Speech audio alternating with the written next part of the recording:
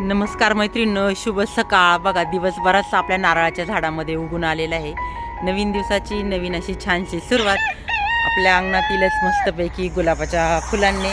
तर मैत्रिणींनो, एकदम मस्तपैकी सकाळ उजाडलेली आहे आणि अशा सकाळी सकाळी म्हटलं चला छान असा दिवस उगून आलेला आहे.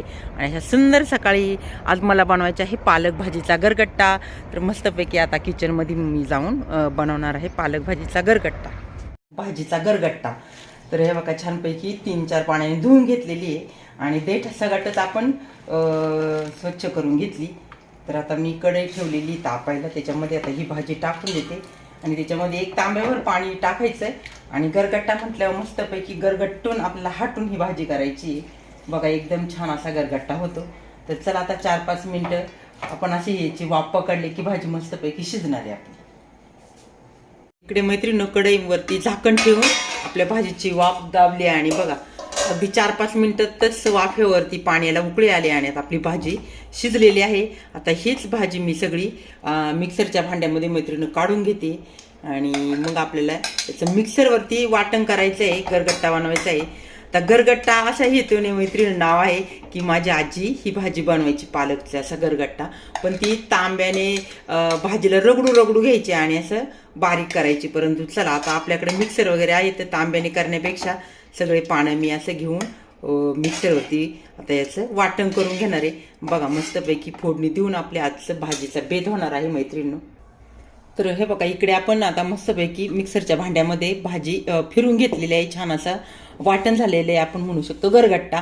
आणि जे काही पाणी काढलेलं आहे ना भाजीचं उकडलेलं, तर ते पाणी पण टाकून द्यायचं नाही मैत्रिणी, भाजीमध्ये टाकायचं आहे कारण त्याचा अर्क छान उतरतो भाजीमध्ये. आणि इकडे घेतलेलं आहे लसूण. तर चला आता मी कढई तापाय ठेवलेली आहे आणि 1-2 वगळ्यात तेल सोडून घेते कढईमध्ये. आता छानपैकी आपलं तेल तापलं का त्यामध्ये आता पहिल्यांदा आपण लसूण टाकणार आहे, कारण लसणाची मस्तपैकी फोडणी देऊन घ्यायची. तर 2-3 कांड्या मी लसूण सोलला आणि बघा आता परतवायला टाकलेला आहे. त्यामध्ये थोडंसं जिरे पण टाकायचे येते. तर चला आता छान लसूण आणि जिरी तडतडून देऊ मस्तपैकी फोडणी बसली की अगदी आपली छानपैकी भाजी होणार आहे. इकडे बघा लसणाचा आणि जिरीचा छान तडका बसलेला आहे. त्यामध्ये आता हे भाजीचं वाटण टाकून देऊ आपण.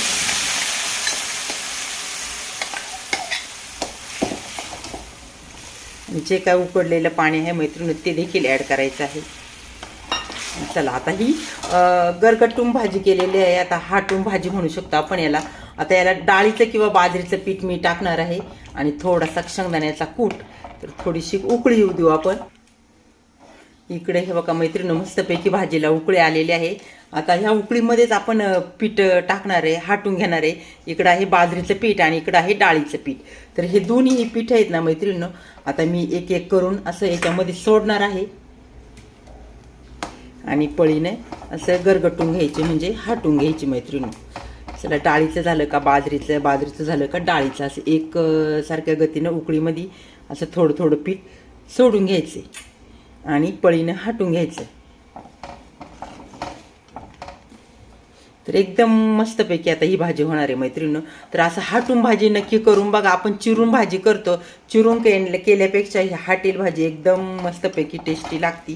त्यानंतर मैत्रिणींनो आपल्याला 1 चमचाभर मीठ टाकून घ्यायचं आहे चवीनुसार.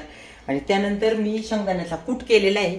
तर हे बघा अगदी जाडा भरडा कूट, काही शेंगदाणे दिसतात काही आबाडधोबड वाटलेले, हे असा कूट याच्यामध्ये ॲड करायचा आहे. कारण जाडसर शेंगदाणे असले ना दाताखाली आला ना मैत्रिणी खाताना एकदम छान ही भाजी लागती. आणि आता थोडीशी आहाळून द्यायची, म्हणजे शिजून द्यायची, म्हणजे आटून द्यायची. तर हे माझ्या आजीचे शब्द आहे ते काही मैत्रिणी, आणि आजीनीच मला अशी भाजी शिकवलेली आहे, त्या पद्धतीने मी आज बनवली आहे. तर चला छानपैकी एकदा उकळी आली का एकदम आपली भाजी इकडे हाटलेल्या भाजीचा पालकचा गरगट्टा तयार मैत्रिणी.